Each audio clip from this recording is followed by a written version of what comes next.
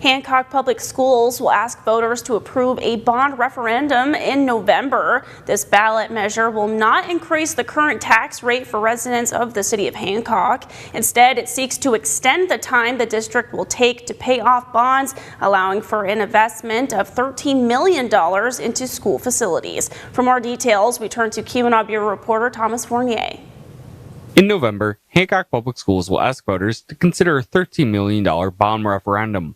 The ballot measure would continue the district's existing bond millage rate taxpayers already pay. And so as we've had our millage, our debt millage drop over the last several years through the refinancing of those two bonds in particular, we've been able to basically, to find a technical way of saying this is hard, but in essence, we have equity built up based on our debt millage. Hancock Public Schools Superintendent Chris Lonnie says the bond will support key infrastructure projects at Park Hill Elementary and at the middle school and high school campus. Between the HVAC systems and then lighting is always a big piece of efficiencies now, so changing over, again, what we'll say are aging ballast systems within our electrical and lighting grid.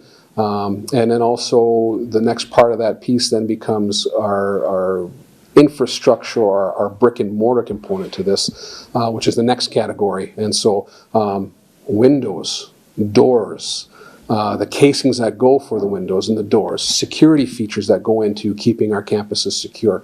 Next week, Hancock Public Schools will host an open house for residents, alumni, and parents to learn more about the referendum bond.